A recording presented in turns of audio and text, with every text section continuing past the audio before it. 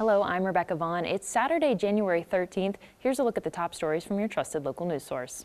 The Iowa DOT says some of their crews pulled plows from some counties due to dangerous conditions Friday, but hundreds of plows were still on Iowa's roads Friday night, including this one. This one was on Highway 30 near Newell in Benton County. This plow was on Highway 20 heading towards Dubuque. Right now, the Iowa DOT reports more than 400 active plows out on Iowa roads. And with wind gusts as high as 50 miles per hour and blowing snow, some counties announced they were pulling plow drivers off the road Friday. Black Hawk, Wapello, Clayton, Johnson, and Muscatine counties all made the decision to pull their county plows off rural roadways. Cedar and Washington counties didn't have plows running Friday night, but that's due to a policy where they don't operate plows overnight. Cedar County stopped plowing county roads at around 5 o'clock Friday afternoon. That's per Cedar County code. County engineer says the biggest concern is the high winds. He says once they're able to clear a roadway, the winds blow snowdrifts back on the road again. It's what he says led to the decision to pull some plows off the gravel roads and put even more focus on paved roads. Give us extra room. Like I said, they're trying to fight the wind. They're trying to fight the slick conditions. And cars that are driving probably a little too fast coming up on them. It's obviously nobody wants to get in an accident, and that's primarily to just give us some room, and we'll try to get these roads clean as fast as we can. Another hazard a Cedar Rapids driving instructor says people need to pay attention to is snow-covered traffic lights and signs. He says it's been a long time since he's seen snow covering these traffic control signals. He's had his own issues with people not being able to determine what light was lit. He says people need to be ready to give up the right of way.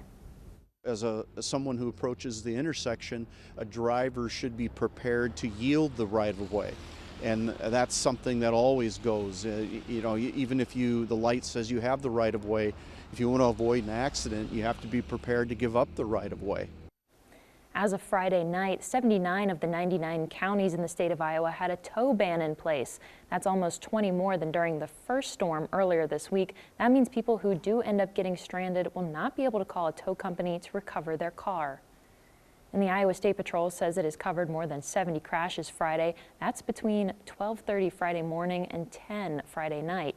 The patrol says 58 of those crashes included property damage. 14 of them included injuries. The good news, though, there have been no reported fatalities. Troopers responded to more than 430 calls for service for drivers.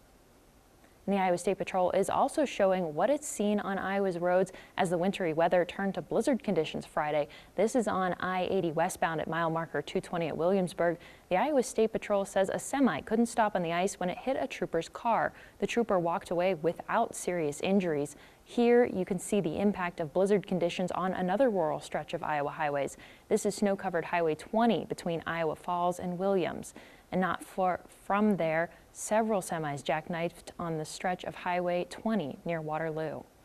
And one Iowa State trooper who spoke to TV9 during the KCRG TV9 News at 4 said he'd been out since 5 Friday morning. Trooper Bob Conrad says troopers are busy going from crash to crash. They say they prioritize those with life-threatening injuries first, so they may not get to some drivers right away.